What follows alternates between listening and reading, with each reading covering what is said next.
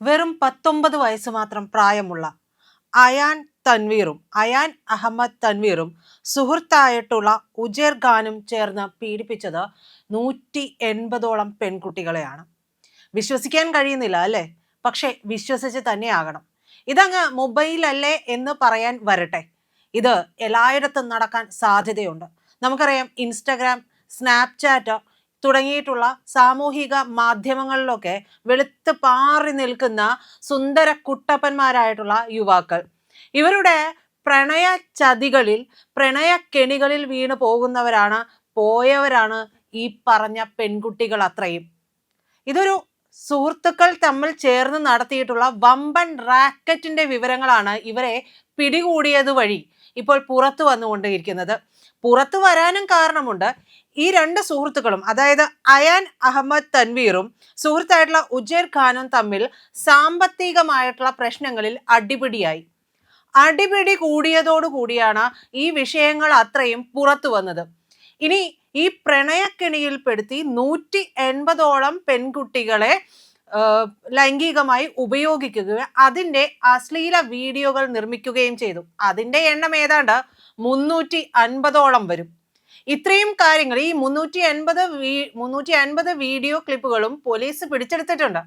അതുകൊണ്ട് ഈ പെൺകുട്ടികൾക്ക് ഇനി സമാധാനത്തിൽ നിൽക്കാം. പക്ഷേ അവരുടെ മനസ്സിനെ ഏറ്റുപോയ, ശരീരത്തിന് ഏറ്റുപോയിട്ടുള്ള മുറിവുകൾ അത് മാറില്ല തന്നെ. അത് മാറില്ല എന്ന് പറയുമ്പോഴാണ് ഈ ഇൻസ്റ്റഗ്രാമിലും സ്നാപ്ചാറ്റിലും എന്ന് വേണ്ട സകല, ഇപ്പോൾ പലതരം ആപ്പുകളുണ്ടല്ലോ, ഡേറ്റിംഗ് ആപ്പുകളിലുമൊക്കെ കണ്ടുമുട്ടുന്നവർ ചെന്ന് വീഴുന്ന ചതിക്കുഴികളെ കുറിച്ചൊക്കെ നമ്മളൊന്ന് ഓർത്തിരിക്കേണ്ടത് അത്യാവശ്യമാണ്. കാണുമ്പോൾ വളരെ സുന്ദരനാണ്.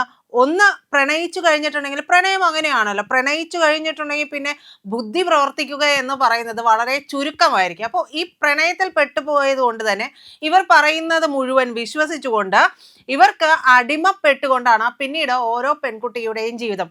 അതിന് അങ്ങനെ അല്ലാത്ത പെൺകുട്ടികളും വളരെ റെയറായിട്ടുണ്ട് കേട്ടോ. എന്തെങ്കിലും ഒരു കാര്യം പറയുമ്പോൾ ഇതൊരു ചതിയാണോ എന്ന് ചിന്തിക്കുന്ന പെൺകുട്ടികളുമുണ്ട്. പക്ഷേ ഭൂരിഭാഗവും ഇപ്പോഴും ചിന്തിക്കുന്നത് ഇത്തരത്തിലാണ് എന്നുള്ളതാണ്. സത്യത്തിൽ സിനിമയെയൊക്കെ വെല്ലുന്ന നാടകീയമായിട്ടുള്ള സംഭവങ്ങളാണ് ഇവരെ പിടികൂടിയതോടുകൂടി പുറം ലോകം അറിയുന്നത് എന്നുള്ളതാണ്. സോഷ്യൽ മീഡിയയിലൊക്കെ സജീവമായിട്ടുള്ള കൗമാരക്കാരായിട്ടുള്ള പെൺകുട്ടികൾ തന്നെയായിരുന്നു അയാന്റെയും ഉജേറിന്റെയും ലക്ഷ്യം. കാരണം സോഷ്യൽ മീഡിയയിൽ പോസ്റ്റ് ഇടുക, ഫോട്ടോസ് ഇടുക, അതിന് കുറച്ച് ലൈക്കും കമൻസും ഒക്കെ കിട്ടിക്കഴിയുമ്പോഴേക്കും ഈ 19ഉം 20ഉം വയസ്സുള്ള സുഹൃത്തുക്കളാണ് ഈ ചതി ചെയ്യുന്നത്. അപ്പോൾ ഇവരുടെ കെണിയിൽ വീഴുന്ന പെൺകുട്ടികളും സ്വാഭാവികമായിട്ടും ഇതേ പ്രായത്തിലോ ഒരുപക്ഷെ ഇതിൽ കുറവ് പ്രായമുള്ളവരോ ആകാനുള്ള സാധ്യതകൾ ഏറെയാണ്. ഇനി മുതിർന്നവർ പെട്ടുപോയിട്ടുണ്ടെങ്കിൽ സത്യത്തിൽ അതിന് മറുപടി പറയാനായിട്ട് വാക്കുകളില്ല എന്നുള്ളതാണ്. അപ്പോൾ പ്രണയം നടിച്ച് ഈ ഒരു പോസ്റ്റിന് ലൈക്ക്, ഷെയർ, കമന്റ് ഒക്കെ ഇട്ടതിന് ശേഷം പ്രണയം നടിച്ച പെൺകുട്ടികളെ വിശ്വാസത്തിലെടുക്കും. അതിനുശേഷം പിന്നീട് രഹസ്യ കേന്ദ്രങ്ങളിലേക്ക് എത്തിച്ചിട്ടാണ് ഇവരെ ക്രൂരമായിട്ടുള്ള ലൈംഗിക പീഡനത്തിന് വിധേയമാക്കുന്നത്. ഈ ദൃശ്യങ്ങളെല്ലാം സുഹൃത്ത് ചിത്രീകരിക്കുകയും ചെയ്യും. പീഡന ദൃശ്യങ്ങളെല്ലാം മൊബൈൽ ഫോണിൽ പകർത്തിയിട്ട് ഈ പെൺകുട്ടികളെ പിന്നീട് ചൂഷണം ചെയ്യുകയാണ് ചെയ്യുന്നത്. പിന്നീട് ഇവരെ ഉപയോഗിച്ച് ഈ രണ്ട് സുഹൃത്തുക്കൾ തമ്മിൽ ചേർന്നുകൊണ്ട് പ്രോസ്റ്റിറ്റ്യൂഷൻ നടത്താനായിട്ട് ഈ പെൺകുട്ടികളെ നിർബന്ധിച്ചു കൊണ്ടിരിക്കുന്ന സാഹചര്യത്തിലേക്ക് എത്തിക്കും. അങ്ങനെയാണ് 350ഓളം അശ്ലീല വീഡിയോസ് ഉണ്ടാകുന്നത്. മിക്കവയും പെൺകുട്ടികൾ അറിയാതെ പകർത്തിയവയാണ്, അല്ലെങ്കിൽ ഭീഷണിപ്പെടുത്തി പകർത്തിയിട്ടുള്ളതാണ്. അങ്ങനെ ഭീഷണിപ്പെടുത്തി പകർത്തിയ ചിത്രങ്ങൾ ഉപയോഗിച്ച്, വീഡിയോ ദൃശ്യങ്ങളൊക്കെ ഉപയോഗിച്ച് ഇവരെ വീണ്ടും വീണ്ടും ഭീഷണിപ്പെടുത്തിക്കൊണ്ട് പ്രോസ്റ്റിറ്റ്യൂഷന്, വേശ്യാവൃത്തിക്കൊക്കെ ഇവരെ ഉപയോഗിക്കുകയാണ് ഈ സുഹൃത്തുക്കൾ ചെയ്തിട്ടുള്ളത്. ഇത്രയും കാലം ഇവർ തമ്മിൽ, ഈ രണ്ട് സുഹൃത്തുക്കളും തമ്മിൽ വളരെ അതീവ രഹസ്യമായിട്ട് കൊണ്ടു നടന്ന ഒരു ബിസിനസ് സാമ്രാജ്യമാണിത്. ഈ ബിസിനസ് സാമ്രാജ്യം പുറത്തു വന്നത് ആദ്യം സൂചിപ്പിച്ചതുപോലെ ഈ പ്രതികൾ തമ്മിൽ അയാനും ഉജേർ ഖാനും തമ്മിൽ സാമ്പത്തികമായിട്ടുള്ള തർക്കമുണ്ടായതോടു കൂടിയാണ്. അപ്പോൾ ഇവർ തമ്മിലുള്ള സാമ്പത്തിക തർക്കം ഉണ്ടാകുന്നു. അതിനെ തുടർന്ന് ഈ വിവരങ്ങളൊക്കെ പുറത്തു വരുന്നു. ഈ പണത്തെ ചൊല്ലിയുണ്ടായിട്ടുള്ള തർക്കം, ഈ തർക്കത്തിന് ഒടുവിൽ പോലീസിലേക്കും വലിയ വെളിപ്പെടുത്തലുകളിലേക്കുമൊക്കെ ഈ കാര്യങ്ങൾ എത്തുകയാണ്. ക്രിമിനലുകൾക്കിടയിലെ ആഭ്യന്തര കലഹം സത്യത്തിൽ അക്ഷരാർത്ഥത്തിൽ ഒരു വലിയ ചതിക്കുഴിയിൽ നിന്നും ഈ പെൺകുട്ടികളെ രക്ഷിക്കാനായിട്ട് സഹായകമായി എന്നാണ് വിചാരിക്കേണ്ടത്. കേസിലെ മുഖ്യ പ്രതിയായിട്ടുള്ള അയാൻ തൻവീറും കൂട്ടുപ്രതിയായിട്ടുള്ള ഉജേർ ഖാനും നിലവിൽ പോലീസിന്റെ കസ്റ്റഡിയിലാണ്. പ്രണയം നടിച്ച് വശീകരിച്ച ഈ പെൺകുട്ടികളെ തങ്ങളുടെ വശത്താക്കുന്നു. തുടർന്ന് ഇവരെ രഹസ്യ കേന്ദ്രത്തിലേക്ക് കൊണ്ടുപോകുന്നു. മിക്കവാറും അമരാവതിയിലെ വാടക വീട്ടിൽ വെച്ചിട്ടാണ് ഈ പെൺകുട്ടികളെ അത്രയും ഈ രണ്ടു പേരും ചേർന്ന്, ഈ പ്രതികൾ ചേർന്ന് ഉപദ്രവിച്ചിട്ടുള്ളത് എന്നതാണ് പുറത്തു വരുന്ന വിവരം. സുഹൃത്തായിട്ടുള്ള ഉജേർ ഖാൻ തന്നെയാണ് ഇതിന്റെ വീഡിയോ ദൃശ്യങ്ങളൊക്കെ ചിത്രീകരിച്ചു കൊണ്ടിരുന്നത്. തുടർന്ന് ഈ വീഡിയോ കാണിച്ച് പ്രതികൾ വീണ്ടും പെൺകുട്ടികളെ ഭീഷണിപ്പെടുത്തിക്കൊണ്ടിരുന്നു. അടുത്തിടെയാണ് ഇവർ തമ്മിലുണ്ടായിട്ടുള്ള പ്രശ്നം, സാമ്പത്തിക തർക്കം ഉണ്ടാകുന്നത്. ഈ ചിത്രീകരിച്ച വീഡിയോ ദൃശ്യങ്ങൾ ഈ പ്രതികൾ ഇതുവരെയും എവിടെയും അപ്ലോഡ് ചെയ്തിട്ടില്ല. അപ്ലോഡ് ചെയ്യുന്നതിന് മുമ്പ് തന്നെ ഇത് പിടിച്ചെടുക്കപ്പെടുകയാണ് ചെയ്തത് എന്നുള്ളതാണ്. എന്നാൽ അടുത്തിടെ ഇവർ തമ്മിലുണ്ടായിരുന്ന തർക്കം, അതിൽ പ്രകോപിതനായിട്ടുള്ള ഉജേർ ഖാൻ പറയുകയാണ് തൻ്റെ കൈവശം ഉണ്ടായിരുന്ന തൻവീറിന്റെ അശ്ലീല വീഡിയോകൾ സാമൂഹിക മാധ്യമങ്ങളിൽ പ്രചരിപ്പിച്ചു.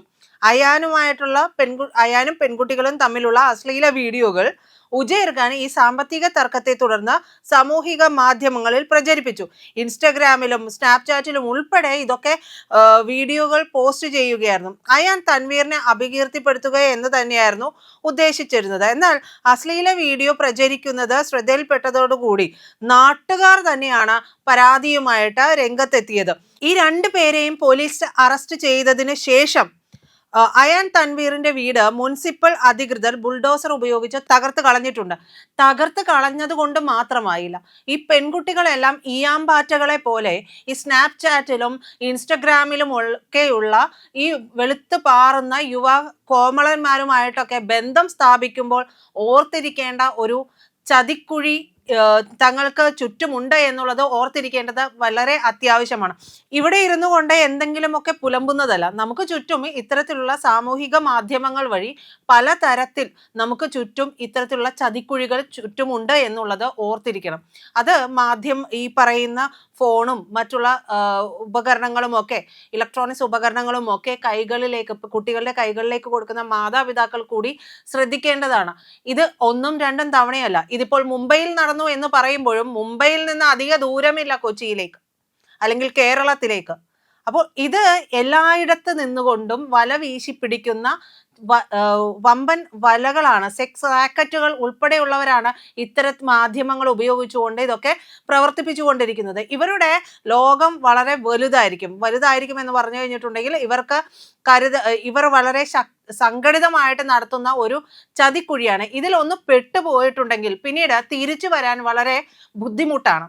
അപ്പൊ നമുക്ക് ചുറ്റും വളരെ വിരൽത്തുമ്പിൽ എല്ലാ വിവരങ്ങളും കിട്ടുന്ന അനുനിമിഷം ഇത്തരത്തിലുള്ള ചതിക്കുഴികളെ കുറിച്ചൊക്കെ നിരന്തരം വാർത്തകൾ കണ്ടും കേട്ടും ഇരിക്കുന്ന പെൺകുട്ടികൾ വീണ്ടും ഇതിലേക്കൊക്കെ ചെന്ന് വീഴുമ്പോൾ സത്യത്തിൽ അതിശയം തോന്നുന്നുണ്ട്. പ്രണയത്തിൽ വീണ് കഴിഞ്ഞിട്ടുണ്ടെങ്കിൽ മുമ്പ് പറഞ്ഞതുപോലെ ബുദ്ധി പ്രവർത്തിക്കില്ല എന്ന് പറയുമ്പോഴും പ്രണയത്തിന് മുമ്പ് എന്താണ്, തന്നോട് സംസാരിക്കുന്ന രീതി എന്താണ്, ഇതൊക്കെ നമ്മളൊന്ന് അനലൈസ് ചെയ്ത് നോക്കണം.